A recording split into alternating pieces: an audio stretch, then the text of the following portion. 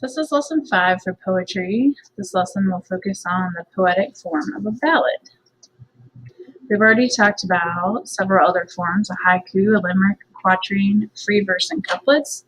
And the next one gets a little complicated, so review your notes on the others if you need to. We're going to discuss a ballad. First of all, the big deal about a ballad is it's a narrative poem. Like a narrator is a person who tells a story. A narrative poem tells a story. Originally, these poems, which are kind of British origin, were about love, but today they can be about anything as long as they follow the criteria. They have to tell an actual story. Characters, setting, plot, climax, whole story. Typically, they have multiple stanzas, which means it's really long.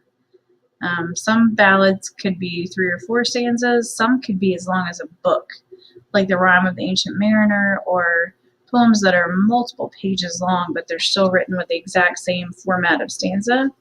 Ballads are usually pretty long. They feature some sort of rhyme and rhythm. So whatever the rhyme scheme is, typically it's A, B, C, B, but you don't have to stick to that. That's just kind of a typical rhyme scheme. And lastly, the big deal is the ballad has a refrain. A refrain is the poetic word, which means it's kind of like a chorus. It's either a line that repeats each stanza or a stanza that repeats kind of like a song would have a chorus. One example of a ballad that you should be familiar with is the Highwayman poem from 7th grade. It was in your textbook in 7th grade. If you're not familiar with it, then open up a new window and click on this link or type in the link. It's on Google Classroom to just refresh your memory about the Highwayman.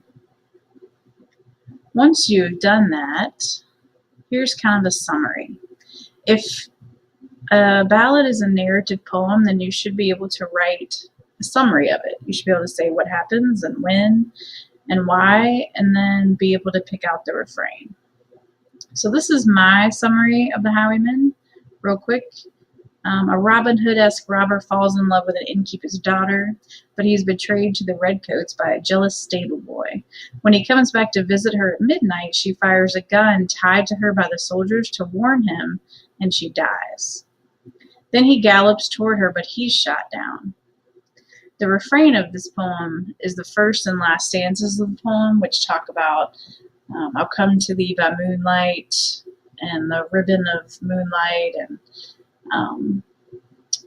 how she's plaiting her hair and things like that. So at the beginning, it's a nice little intro. At the end, it implies it happens after they're dead. And it rhymes throughout the whole entire poem. It has a rhythm and it has a rhyme. Here's another example of a ballad. This is definitely not a love story, but it is a story. This is Johnny Cash's song, Drunken Ira Hayes. You can either click on the link on Google Classroom or type in the tiny URL link and listen to it, because what I want you to do is figure out why this is considered a ballad. And figure out the refrain. So the actual refrain, I need the actual words that he says. So listen for the chorus, but a refrain is anything that repeats. So actually write down the refrain. And then once you have listened to the whole story, write a basic summary of the narrative. Tell me the story. What's up with this drunken Ira Hayes guy? What happened to him? Tell me the story. This may take a couple tries. Your reflection questions for this lesson are to reflect on what 4 characteristics a poem or song would have to be considered a ballad. There's 4 distinct characteristics, so jot them down. Secondly, think about how a ballad compares and contrasts to a limerick. What is one way they're similar and one way they're different? This should be pretty obvious with the differences. So think about how they're similar. There's a few different ways. And lastly, before you bring your notes to your teacher to get them checked, find an example of a song in real life that could be considered a ballad. You're going to need the title and who sings it, and just a basic summary, and explain to your teacher why the song is a ballad. So consider the 4 characteristics above before you bring a song to your teacher.